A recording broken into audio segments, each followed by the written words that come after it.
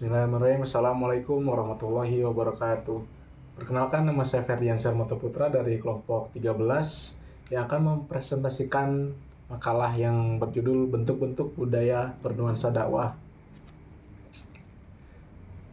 Dalam konteks masyarakat Indonesia yang kaya dengan tradisi, budaya sering menjadi medium yang mempersatukan sekaligus memperkuat identitas.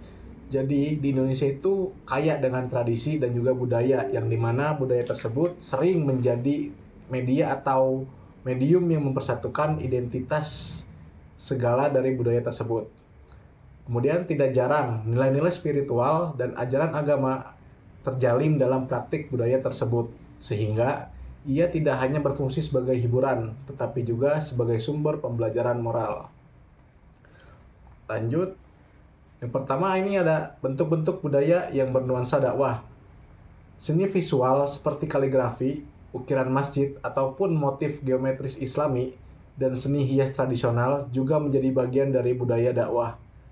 Ternyata tidak hanya seperti berdakwah itu nggak hanya di atas mimbar gitu ya, tapi juga bisa melalui seperti kaligrafi Arab, terus ukiran-ukiran di masjid, dan juga motif geometris Islami. Itu juga bisa gitu ya, dijadikan sebagai sarana media dakwah. Kemudian pada era kontemporer, budaya dakwah semakin berkembang melalui film religi, komik Islami, cerita pendek digital, animasi singkat, ilustrasi motivasi, hingga konten dakwah di platform TikTok, YouTube, dan juga Instagram. Kemudian yang kedua yaitu mekanisme penyampaian dakwah melalui budaya. Dalam berbagai daerah, tradisi seperti selamatan, tahlilan, maulid, ataupun kenduri dimanfaatkan untuk memperkuat rasa syukur, solidaritas, dan kesadaran spiritual masyarakat. Kelembutan pendekatan budaya ini membuat pesan dakwah lebih mudah diterima karena berjalan beriringan dengan rutinitas sosial yang sudah mengakar. Kemudian seni yang bersifat meriah dan inklusif ini menciptakan ruang partisipasi sehingga pesan-pesan moral dapat diterima dengan suasana lebih menyenangkan. Kemudian yang ketiga yaitu efektivitas budaya sebagai media dakwah. Perkembangan teknologi digital telah memberi ruang baru bagi pencapaian dakwah media sosial seperti contohnya YouTube, TikTok, dan juga Instagram. Memungkinkan para dai ini menjangkau audiens yang lebih luas tanpa ada batasan gitu ya. Jadi para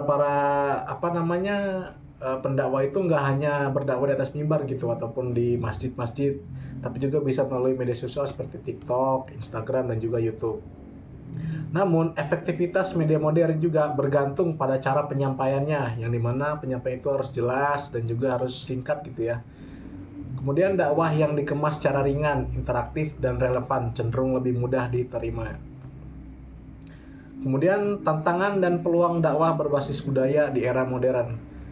Di sini ada dua tantangan. Yang pertama itu pola hidup masyarakat yang semakin praktis dan individualis.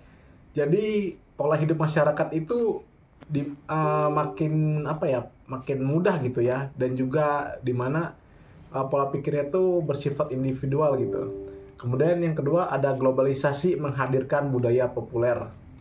Kemudian peluangnya banyak tradisi dapat dikemas ulang secara lebih kreatif melalui media digital seperti pertunjukan hadroh modern, konten edukatif berbasis sejarah Islam lokal, dan penguatan narasi budaya sebagai identitas umat gitu.